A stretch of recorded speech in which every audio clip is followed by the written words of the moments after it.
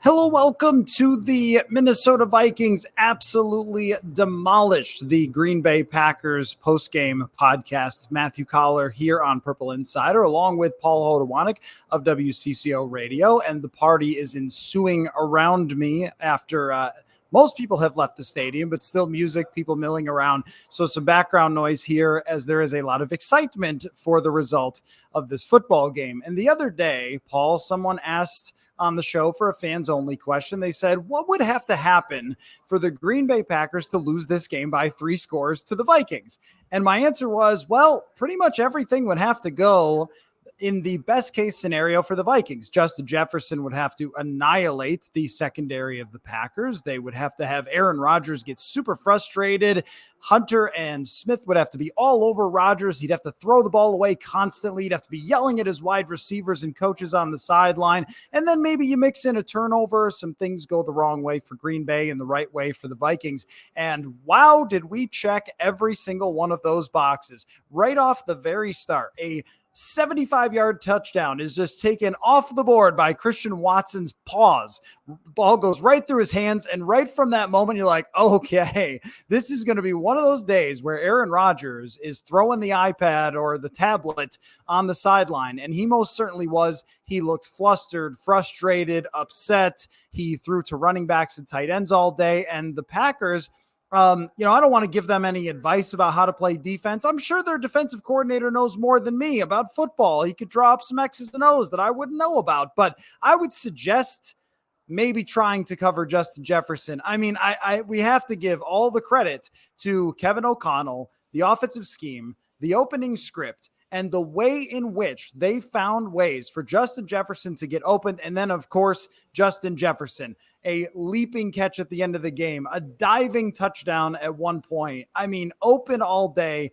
yards after catch, everything that you ever could have dreamed for and asked for from Justin Jefferson happened for the Vikings to win this game. And if you had drawn it up for the Kevin O'Connell era to start and said, here's the things I want to happen. I want US Bank Stadium at the end of this game to seem like it was about to implode from the noise. You got that. If you wanted Kirk Cousins to look more comfortable and make some plays, but just make the throws that he needed to make today to the open receivers, he did that. And then when you had your chance, and Paul, I want you to react to this. I think the biggest moment of the game is the Packers score, the Vikings get a stop, they get the ball back, and this is your moment. This is where you put the dagger in, where last year they did not do that anywhere near enough. And Cousins throws a line drive pass to Adam Thielen, 22-yard completion. Thielen didn't have a big day, but it doesn't matter. At that moment, it was a third down. They threw the ball, they threw it aggressively, and they go down and kick a field goal, which put the thing officially out of reach when there was just that one little moment of, maybe something could go wrong. And then they didn't say, let's run Delvin 3 times and punt the ball away. It was kind of a moment of truth for Kevin O'Connell, and he passed everything in flying colors to open his coaching career. Yeah, I think, everything's going swimmingly for a half. Everyone's excited. And then finally the Packers score, and you go, oh crap, is this about to happen again? And I can't really blame fans for the way last year went and the leads they gave up and the way they turtled in big moments. But yeah, that drive was kind of encompassed the entire game of, this coaching staff isn't going to do things the way the previous coaching staff did. And I'm sure that'll come with its lumps. But today they passed the first test with flying colors. Like you say, they go out 12 plays, 74 yards, took about 5 minutes off the clock when time is currency for the Packers at that point. They need time to go. Now, they didn't waste 8 minutes of the clock, but they kept the ball moving. And yeah, Kirk was decisive pretty much all game in what he was trying to do. I know towards the end of the training camp, there were some questions with Kirk, even kind of himself asking, is this offense ready? We need to be better. Sure didn't look like they struggled in the preseason, and it sure didn't look like they got 0 reps in any preseason games. That turns out that didn't matter. But yeah, I think that moment was really reflective. And even though they don't score the touchdown, they go up and basically go up 16 and make the Packers play perfect football from there. And the Packers were not a perfect team at any point on the field today. And that obviously then showed, because then they immediately turned the ball over on downs, Vikings punt, game ends, the next drive there. So big big step for the Vikings, and just to finally see it. We've been talking about this, and it's always been in hypotheticals. Oh, what could O'Connell do with Justin Jefferson? These are the things they did with Cooper Kupp. Maybe these things could translate to Justin Jefferson. What could he do for Kirk? How will the defense look? All the hypotheticals came true, and all of them came true on the positive end for the Vikings. You're obviously excited about the way things are. So yeah, what other big takeaways did you have from the game?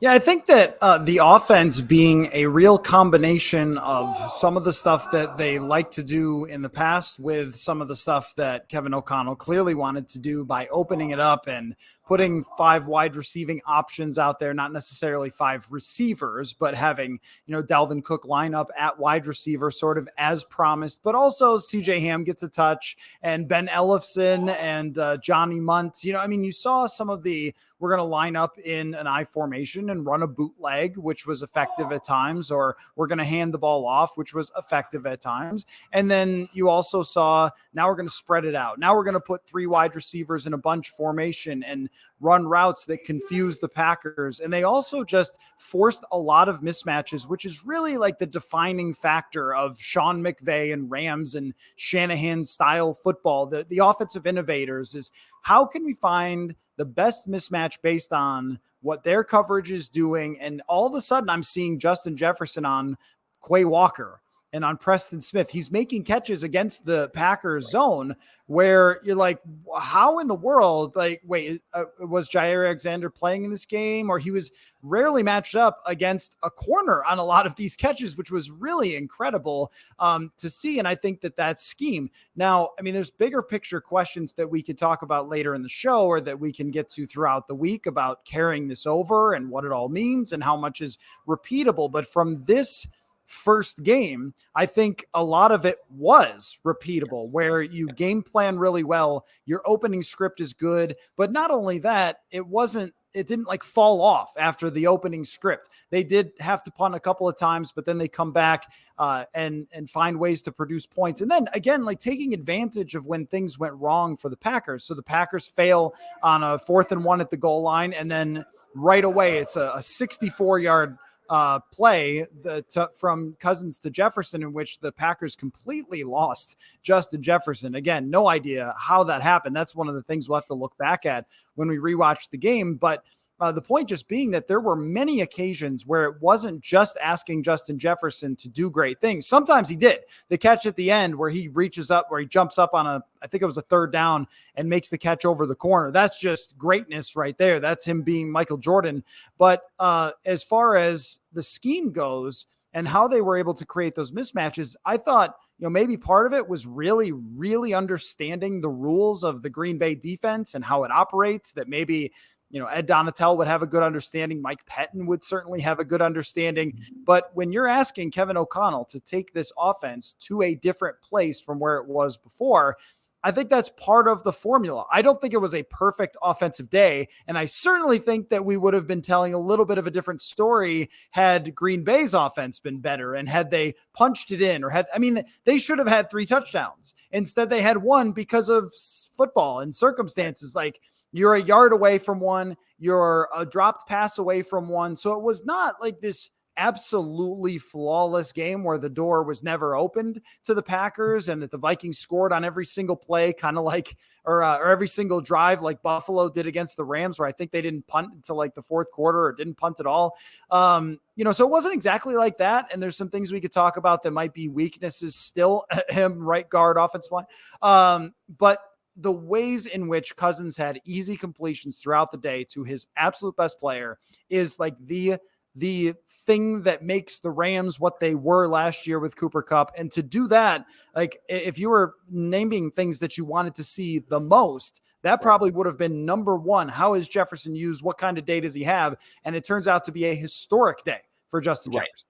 Right. And a big part of this offense, the Shanahan McVay kind of system, is how easy they make it on their quarterbacks. Like, that's always talked about. And I think you could tell from the way O'Connell called this game and the way this is schemed out, like Cousins could kind of he had easy decisions to make. Like, he knew where it was going to go, and the things were schemed up to where he didn't have to progress 4 reads through. Like, things were designed well to where, oh, look, Justin Jefferson's open again, open again. Like, he wasn't needing to do a lot of super hard things. They weren't asking him to do a ton of hard things. And I think that's because you're doing those pre-snap motion things where Cousins then can easily identify what defense they're in. He can easily see Justin Jefferson's now on Preston Smith. Like the things that the offense can do to just make the life of the quarterback easier. I think Cousins has had good coordinators in the past, but I don't know if that's always been the case 100% of the time. Today, it felt like it was. Like it didn't seem like Cousins really had to break much of a sweat out there, and it started from the first drive. The first play, they're in 11 personnel. They do motion. They get an easy Johnny Munt pass. Then later, they're in empty. These are new things that they're doing on the touchdown. Justin Jefferson's back in motion. They can see what type of defense is being read. And it's just those small things that we know have been proven to be better for your offense that, for whatever reason, the Vikings just weren't leaning into a ton prior to this. And they've just started to lean into it. And they leaned into it to the tune of 395 yards. I believe that's an average of, I think they were at 6.5 yards per play, which, to put in perspective, the Chiefs last year, the best offense in football, per this metric, were 6.1 yards per play. So now that's above that. So obviously they need to do that game after game after game. And that's going to be the question. How often can they do this? But from a start, this is what you have to do to be a number one offense. And like you were mentioning, I think it is pretty sustainable, the things that they were doing. Like, I don't think Justin Jefferson's just going to stop getting open. I don't think Adam Thielen and Dalvin Cook had the greatest games that they could have. I don't even know if I really saw Irv Smith on the field. Like, there are more weapons that this team can deploy. And now Justin Jefferson's probably not going to go for the stat line he's going to go for every single game. And there's going to be counters. But I think the Vikings have counters off of what they're doing, and they have other talent that they can use too. But like, I think another big part of why it's sustainable, I think Green Bay's defense is generally a good unit. PFF graded them as the sixth best roster coming into the year. And a big part of that was the defense. Like, the wide receivers were supposed to fall off. Like, the defense was going to be what was going to carry them. And like, direct quote from the PFF article, the Packers defense is loaded with talent on all three levels. The real star is the secondary. 2 seasons ago, Adrian Amos ranked first in PFF's wins above replacement, while Jair Alexander led the way at cornerback at their respective positions. So like, they're not going up against like the Eagles defense, which they're going to see next week, and which was horrendous against the Lions this week. Like, this was top-notch defense. And when they're using schematic advantages, like just using motion, and I think they were in 11 personnel like 70% of the time tonight, just those like modern updates to an offense that the Vikings hadn't been doing previously that they're starting to do. I think those are sustainable things that can keep this offense moving forward. So I thought generally, while there were a couple lulls in a few of the drives, the offense played really, really solid, and to a point where I do think this type of performance is very repeatable. Again, I think the Packers defense is going to be a good unit this year, and you made them look like they had no idea what was going on. So I think only time will tell on that. But I think this win will continue to look better as we see the Packers defense probably stiffen up and continue to get better. And you're going to see, okay, maybe this was just Justin Jefferson being amazing. And I really do think this is a sustainable model for the Vikings moving forward. So I'm not going to pour any cold water on this type of performance, because this was as great as you could have drawn it up. I will say, though, just let us not be quite prisoners of the moment with the offense, because I'd like to read you what Kirk did in his first 3 games last year. He threw for 351 yards, 2 touchdowns, no picks against Cincinnati, 3 touchdowns, no picks, and 244 against Arizona. Then 323, 3 touchdowns, no picks against the Seattle Seahawks in the first 3 games of last year. And I distinctly remember saying, man, I know they've lost 2 of those games in tough fashion, but Clint Kubiak has really updated this offense. So, we'll wait to completely declare this now the 2021 Rams or the best passing game in the league or something like that. But that's why I think that it was always going to be around the edges. It wasn't going to be that just everything was different from an offense that was good. And by the first few weeks of the season last year, the Vikings were performing at a very high level. And we've seen lots of times over the last 4 years, because Kirk Cousins is a good quarterback who can deliver the football to his receivers. So there have been long stretches of tremendous play by Kirk Cousins. I think what it felt more like to me was 2019 with Kevin Stefanski. I think we've made that comparison a handful of times, like, hey, maybe it's kind of like that. And that's what it felt like, because We even saw like a screen mixed in that was really good and sort of at the exact right time. And only this, instead of being sort of hogtied a little bit by Mike Zimmer saying you need to run. Instead, Right. you had the opportunity for Kevin O'Connell to decide himself. But there were some second down runs that maybe you went like, I don't know. There was a 4th and short punt that maybe you could put the game away and you decide to punt and you go like, okay. Like, I don't think that they broke football today. I think that they just played overall the game that they have to play week in and week out and decided that like we're going to lean into the passing game at the key moments and not just try to like play it safe and play defense. Like the margin for last year, even think about it when we talk about like how much different can it be? And sometimes we act like they went 0-17 last year and not 8-9 and be like right on the cusp of several games that, could have gotten them somewhere else if only they had blank. If only they had finished off the Dallas game where they're ahead. If only they finish off, a couple other ones where it's right there. Baltimore, they're up by 2 scores in the second half. And when Green Bay scored, I thought this is a great test for them. Like this is exactly what we want to know because the margin, like everyone has done a good job getting Justin Jefferson the ball. No one has struggled with this as an offensive coordinator. That wasn't the question of Kevin O'Connell becoming the head coach. Could you get the ball to Justin Jefferson? It's more of, are you going to lean into the Kirk, which we've been talking about for several years? And by the way, congratulations to us. The first time in Purple Insider history, the Minnesota Vikings have been over 500. So, wow, what a moment it is for everybody. But also probably the first time when I said, like, they put the gas pedal down. They really went and finished off this game and didn't give Green Bay any chance whatsoever on offense. So I think that that's the number one story, and how it carries over week to week is yet to be seen. But if you check off the boxes of what you needed to see, I think that they really clicked every single one. Right. And I think the reasons you're outlining is kind of why I am bullish on the unit is because it was those small things. Like this wasn't the performance, I don't think was like an outlier performance where there were 3 80-yard catches that are going to be high variance, or Dalvin Cook ran for 200 yards, or just things that just aren't just generally like we can count on those game to game. I think generally you're going to be able to count on Justin Jefferson getting open. So yeah, it's not going to go as great as it did today. And one thing that's going to be really important is how do they play when they're like behind in a negative game script type situation? Like they were winning the entire game. And besides from the one time where they were deep in their own end zone and were able to kind of get out of it, like we're in pretty decent field position and didn't find themselves behind the sticks. Those are things that are just naturally going to happen. Like Kirk's going to get sacked on one of those first down plays, and they're going to have a couple 2nd and 16s instead of 2nd and 7s or whatever they had today. And that's where the one really shaky part of this group, the O-line, which survived today and looked decent in stretches and not decent in stretches,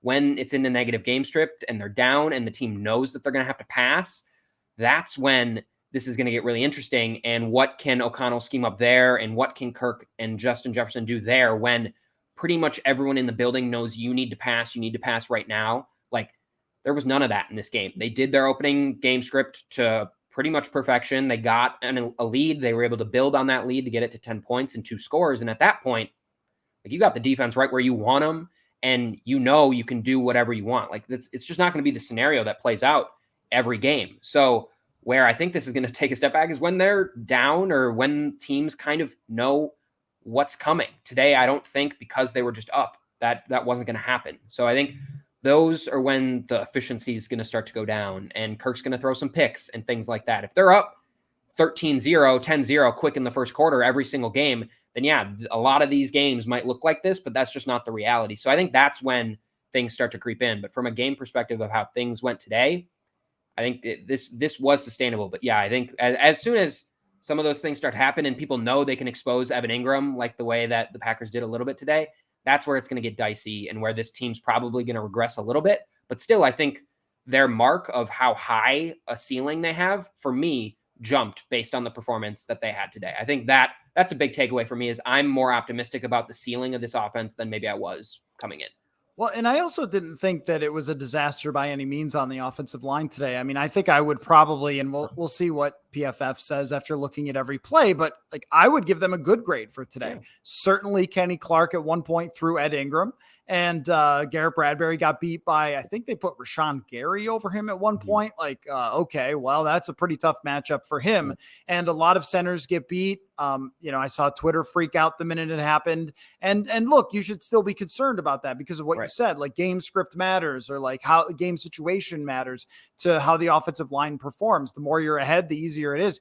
But I talked to Brian O'Neill in the locker room for quite a while after the game, and he was just saying, like, I think this can be better than what you've seen from us in years past. And like sort of wink, wink, nod, nod, like our right guard isn't maybe a total disaster. We'll see. But I think that, and not only that, but Ezra Cleveland taking maybe another step. We'll see how that plays out. But like, he was pretty confident that this unit, should it stay healthy, is going to be better than what we've seen the last few years. And I tend to agree with him based on the talent that they have. And they've drafted all of these players in the top 2 rounds, and they should be gelling and developing together. And I think we did see a good step there. I mean, ultimately, they ran the ball pretty well overall in the game. They didn't have any explosive runs, but they ran it effectively when they needed to run the ball. The only thing that you just wonder about is like, there were opportunities for Green Bay to take advantage that they didn't when the Vikings had those moments where it was 3 and out, the pressure on third down, and they just have to,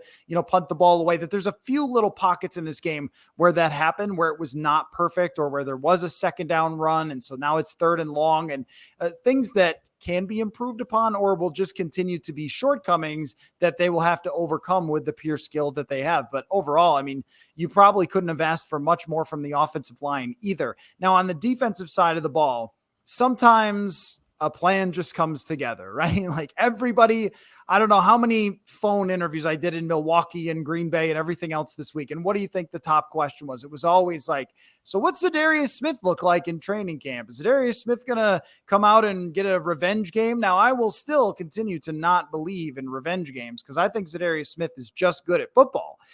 But man, was he Zadariusing today, and he's Zadarius all over the Green Bay Packers. I mean, it was a remarkable showing from the defensive line, from Danielle Hunter, who looked great in this game. They got some contributions from other guys where they rotated the defensive line.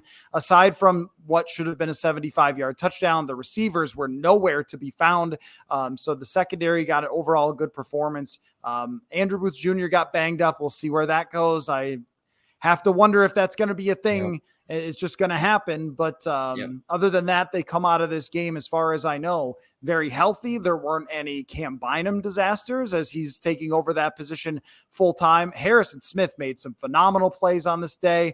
The defense overall looked spectacular. And so my question to you is that what we think the Vikings defense is and can be? And they're going to play a good Philly offense that put up a lot of points next week.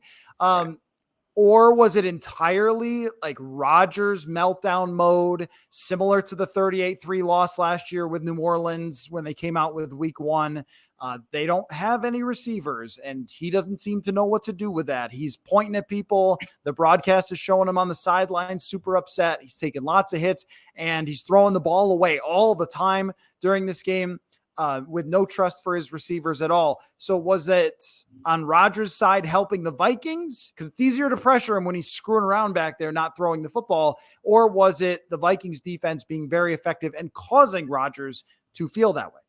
Yeah, I mean, with anything, it's a little bit of both. I may tend to go the Packers struggling. I mean, they were out David Bakhtiari, their left tackle, that seemed like he might be playing today. Elgin Jenkins was out as well. Those are probably their best 2 offensive linemen out. And then, when your top receiver drops a would-be 75-yard touchdown immediately upon the game starting, like that changes how you feel about everything. That changes your confidence. That just like is a major letdown, because I'm sure that came early. That came in the script. They saw something they felt like they could take advantage of, and they were about to take advantage of it. I mean, Watson beat Patrick Peterson off the line and made him look silly there. And then it didn't happen. And now the Vikings have that on tape and on similar situations. Even in that game, they're able to adjust. So this isn't me saying the Vikings defense had no impact. I think when Zadarius Smith and Danielle Hunter are out there and when they're healthy, that's always been the big if. When they're healthy, like this defensive line is going to get after some people. But I think with the injuries along the Packers offensive line and just the abysmal wide receivers that they have, like this is probably like an artificial look at what this Vikings defense could look like, because as I just mentioned, Watson on that play cooked Patrick Peterson. He had a couple times where Patrick Peterson was showing his age and showing why maybe the reason why he only got a 1 year, $3 million deal to come back. Like that was there. And so we saw those holes a little bit in the secondary. But I think if they're going to get away with those holes, it's going to be with a game that looks like this, with an edge and a defensive line that looks the way this one does. And so I think Danielle Hunter and Zadarius Smith are going to get after the quarterback, whether David Bakhtiari is in there or not. Obviously, that helps them, and that's going to be their way forward, because I don't think the coverage should have or did do anything today to make me feel much more confident than I would have entering this game. Like, this is probably what they should have done to that crop of receivers. But the defensive line played better than I thought they were. So next week against the Eagles, do I think it's going to be that easy when they have a really good offensive line and they have a threat like A.J. Brown, who then now you're putting Patrick Peterson or Cam Dantzler up? Like, that makes me much more worried than when they're going up against Romeo Doubs and like the guys that they were trotting out there, like guys I had never heard of at some points during that Packers game. So I think it's a little bit of both. But I do think the Packers situation artificially inflated the way we may look at this defense, even if the pass rush was encouraging, especially from the way it looked last year. And I'll be curious to look, because we have this stat now, which is just like super helpful.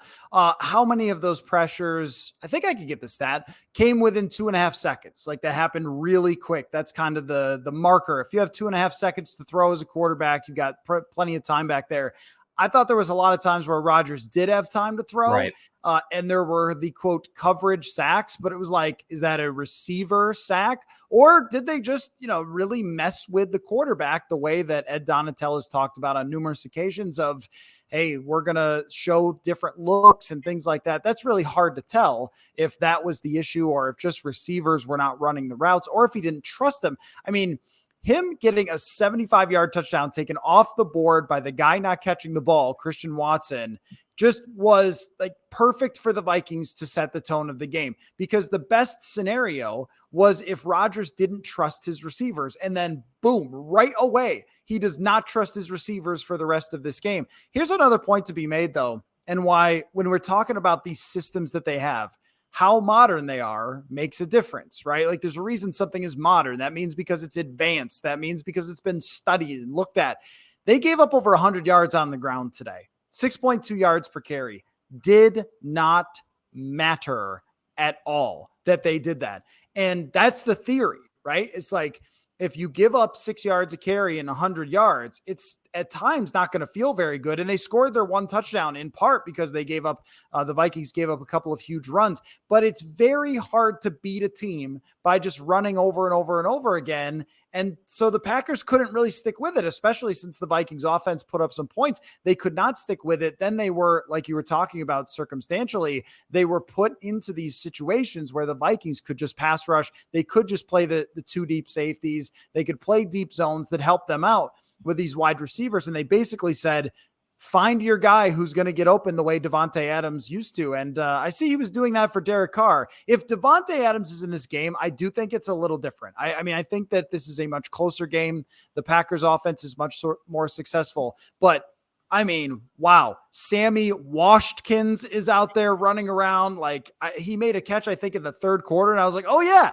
he signed with them this year. Like, what? Like, I mean, their effort to replace Davante Adams, a second-round pick who played for North Dakota, like, no disrespect to my friends in North Dakota, but asking that guy to be Davante Adams right away is a lot. Probably should have caught the 75-yard touchdown. Romeo Doubs, like, that guy is a 4th-round draft pick. Again, like, you're not talking about a veteran receiver or even like a super, super high draft pick to step in right away. And that it was very clear that he was trusting his running backs, that he was trusting his tight end, that he was trusting old Randall Cobb, who's still around in the NFL doing his thing. Those were the guys he was going to. And I think that was very helpful for the Vikings defense. But as far as what criticisms you would have for the Vikings defense, I've got nothing. Like, I really don't, outside of the first play with that Christian Watson drop. I've got pretty much nothing. I mean, I would not critique too heavily them giving up yards on the ground, because that's the theory. The theory is that that's okay. And I think that we saw that play out. And every time you see a stat, and we've mostly gotten rid of these, that are like, when a team runs for over 100 yards, they're 75-20 or something. And you're like, well, that's usually because they're already ahead because of the passing game. And this was great evidence of that. So I am willing to be a little cautious in declaring this suddenly a great defense, especially because if you're rotating in a lot of James Lynch and DJ Wanham and Patrick Jones, I think on paper that seems like a good idea. But I'm not sure that you want too much of that. So I'll be curious to look at their snap counts for this game. But I thought I kind of saw a lot of James Lynch. And I don't know if that's going to play game after game after game. And next week, you said it. I mean, who's going to stop when the other team has a monster? Because this team has no monster. They have a very angry, miserable quarterback who didn't have the offensive lineman he trusted, and it really showed today, and that helped a lot. So it's always to be determined with the defense, but I also have nothing I want to say of like, well, this was a clear weakness. I mean, they played overall a fantastic game. Yeah, I mean, when they play the Eagles on Monday night, like, the Eagles have 3 receivers that are better than anyone on Green Bay. They have A.J. Brown, they have Devontae Smith, and they have like Dallas Goedert at tight end. I think I would rather have than anyone that the Packers are trotting out. Their leading, A.J. Dillon was their leading receiver, had the most targets of 6.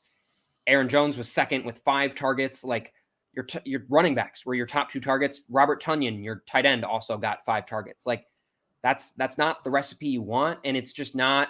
And for the Vikings, it plays into their hand because their biggest weakness on the defensive side of the ball is that coverage unit, and we saw it in small bits and pieces. And if Andrew Booth Jr. is out, that means their depth is going to be tested even more, to where Caleb Evans is playing. I don't even know who would come out there, like Josh Metellus, Miles Dorn, like guys like that are getting more coverage opportunities at safety, at corner, wherever they're going. But yeah, when you're not going against Jawan Winfrey, who caught a ball for the Packers, I'm not sure if you're familiar with his work. I am not.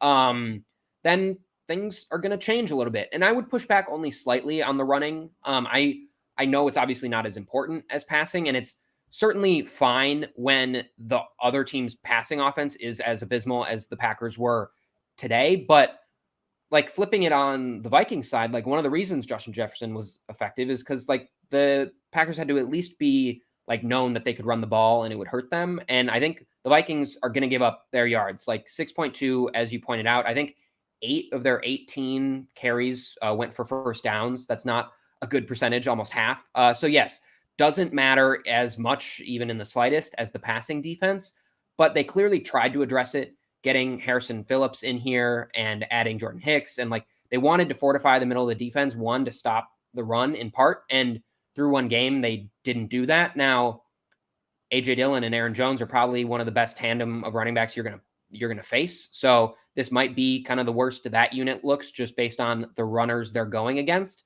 And again, it's a nitpick for how the defense played today, but I think it could impact them next week when Jalen Hurts is running on the ground and Miles Sanders is running on the ground, and feels like they can't stop anyone, and then they're going over to the top to A.J. Brown. Like, it just adds this kind of like a little bit of a multiplier when other things aren't going well. So yeah, when the passing offense isn't really working, fine, you can run the ball and I'm not really going to care. But there are going to be opponents where both of them are working and they can't stop a thing. And the defense is just getting to 2nd and 4, 2nd and 5 whenever they want to. And that's not good. So yeah, not as big of a deal, but it is still slightly concerning that they've tried to address that area time and time again the last couple of years and still haven't been able to do it. And we'll see if Harrison Phillips helps improve that unit drastically as a whole, but through one game, still a lot left to be desired with the run defense.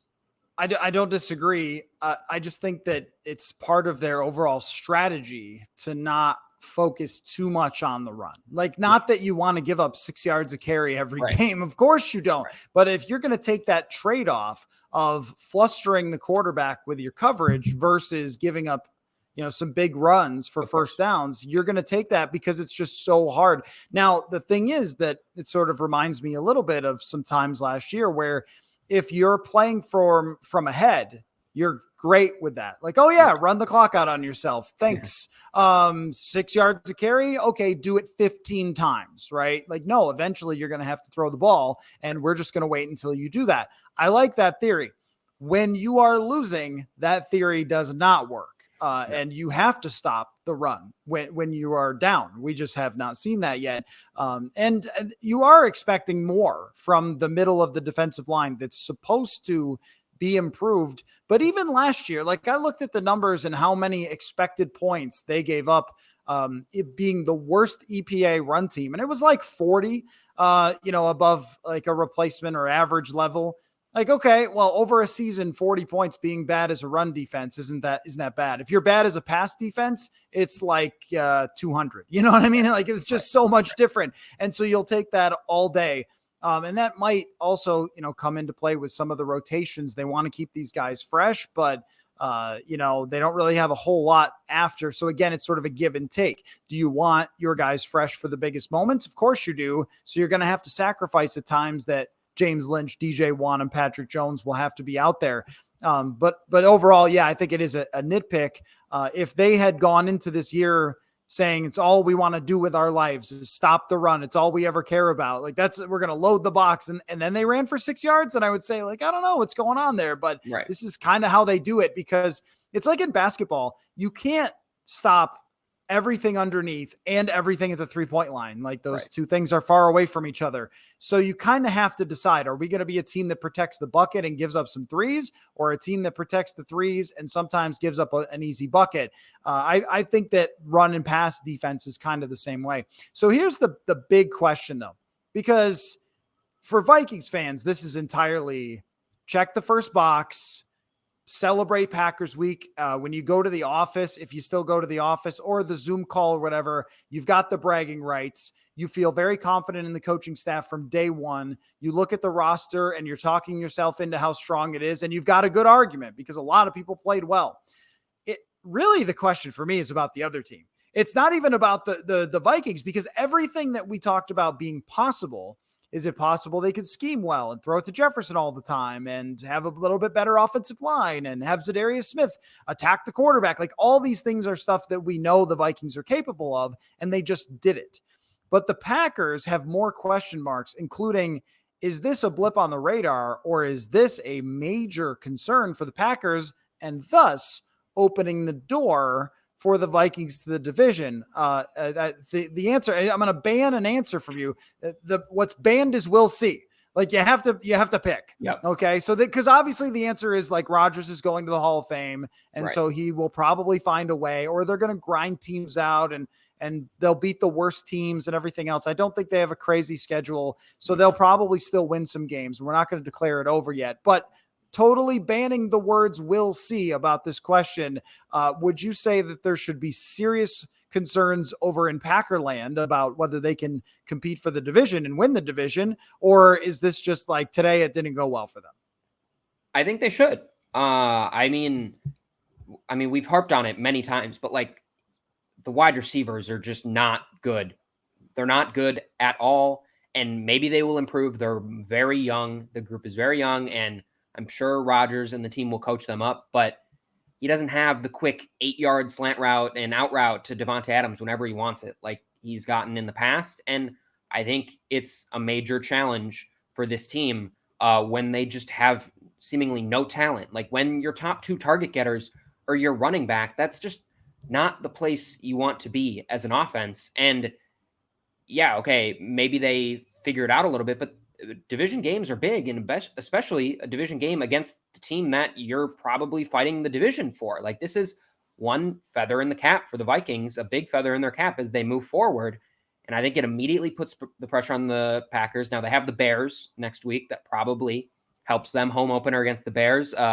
Aaron Rodgers, in his famous words, he owns them, or whatever it is. I think he cussed. We're not going to do that. But like, then they go to Tampa. So that immediately is going to get tested again. And I just don't think, like, if they can't expose this group of corners, like, there aren't that many groups that are that, like, worse than the Vikings in terms of just talent on the outside. Like, they're going to run up into a lot of guys that are going to lock them down with pass rushes that are strong. And so I think it does really put into doubt whether they're going to win the division. I'm not ready to say they're going to lose the division, but I don't necessarily think this is a blip on the radar. We've seen those games happen before. I think it happened to them last year against the Saints. It's happened to other big teams in the past, and they figured out the Bills last year.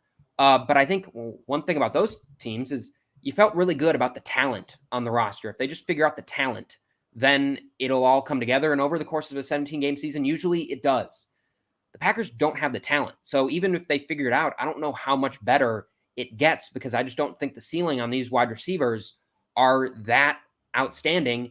And clearly Rodgers' patience for them is not great. And so he has the type of personality to where if this isn't going well a couple weeks in, like, it's not just going to be all roses over there. Like, you're going to hear about it from him. You're going to be able to tell from the body language of him and the receivers. So yeah, I have major concerns, and it mostly stems from the offensive side of the ball, because that's never been a question before for them. And now it feels like a serious question. And how patient is Rodgers going to be at this point in his career, I think, is also a question as well. Like, if they don't turn it around right away with a couple of wins in a row after this, is Rodgers just going to kind of start drinking his psychedelic tea and not really care? Yeah. I mean, they do have hands up.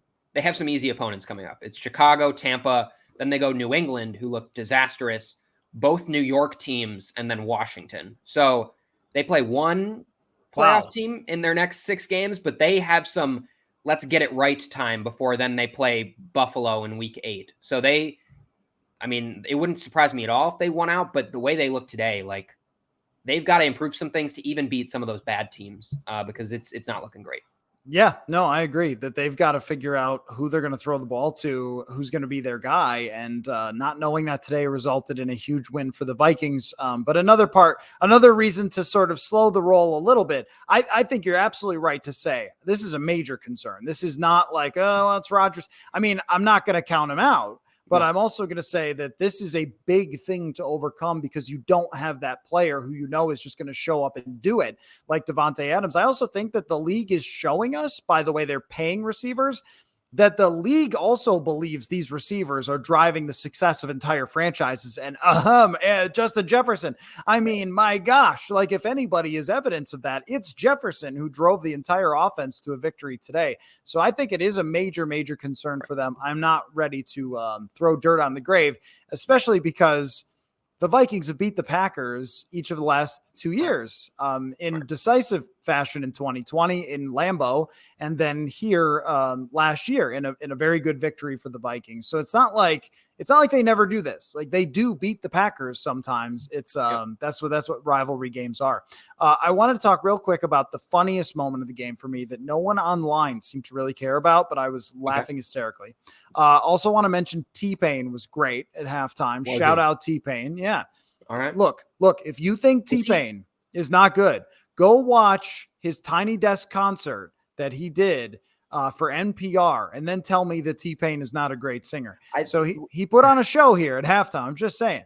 Was there was I don't know if you can confirm this. Was he playing at the halftime of the Miracle game? I think that was floating on Twitter that he was also the performer during the NFC game against the Saints, obviously. And so that was the case. Great. Whoever brought him in, just like great vibes and juju there. Then you just got to keep bringing in T-Pain. But it sounds like it went well. So I don't think anyone would be necessarily mad if he came out 3 more times this year. They were also up 17-0 at half against the New Orleans Saints. Only this went much smoother. The funniest moment is when Ryan Wright punted the ball and straight karate kicked a dude, and he bounced off like a cartoon. He flew. Yeah. And that guy got penalized. It's like thick punter did thick punter things in this first game. Ryan Wright, the indestructible punter, that was incredible. I watched it like 14 times. I was just like, how is everyone not talking about this? This is the most insane. It was the most insane thing I've ever seen. He didn't even like recoil. It was just out there. And it's like the guy, like, it didn't even seem like his foot was like affected. It's like, oh, okay. No, like, you're just going to move. Like, I'm not going to get pushed back at all. And you're still going to fall on the ground. It's like, no, my leg's going to be straight. You're going to hit it. And then you're going to balloon out to the side. And I'm just going to keep running and like not even think about getting a penalty. Like, I don't even know if he felt it. I don't know. It might have just bounced right off him. that guy, it was like the Matrix with like Neo kicking somebody. Maybe we know why he won the punt off now. Like there was some like backroom wrestling happening. Oh, that could be. Or like they didn't want to cut him. Like if they like Kwesi and Kevin were like scared, like if they told him they were going to cut him, he was going to drop kick him or something. Like I don't know. He's a meaty punter, I will say. Having stood next to him, he's the biggest punter I've ever seen for sure. There's some like really jacked punters that are strong or like really athletic, but that is a thick punter. Anyway, so that was the funniest moment of the game today, aside from like all of Aaron Rodgers' faces. Look, here's the thing. So this show is unbiased toward players. But if your opinion of Aaron Rodgers is that he is one of the most obnoxious people alive, I'm not going to fight you on it. So that's all I'm going to say there. Right. I am not going to argue with that opinion. We'll argue a lot of things on Twitter. You tweet me that. We're just going to move forward. We're not even going to move on from that. So anyway, quite the victory for the Vikings to start off the season, and the Purple Insider Show, me, will be, and you, okay. Mostly you. The phrasing of this. Yep. I will be in Philadelphia. You will be. You will be in the same spot you are usually. But next week, I just got done booking my trip to Philly, so I will be there for that game week 2. A huge one for the Vikings. You start out 2-0, then get the Lions here at home, and you are off and running in the season. Right. We kind of thought that the start of the year would really define who this team was going to be. They need a big win for next week. But what a day for Vikings fans today. So we will have all sorts of coverage, as always, every single day here on the show. Fans only questions, feel free to send them purpleinsider.com or send me DMs on Twitter. There will be more of those episodes this week. And if you haven't caught the new show, Hot Routes, a new episode of that reacting to everything week 1 will be out on Tuesday afternoon. So go subscribe. It's spelled with a Z. Hot Routes with a Z. Mm-hmm. There were other shows called Hot Routes, but this is the best one. So it has a Z. And it has a Z. Yeah. So thank you for all your time, Paul, and you and I will talk again very soon.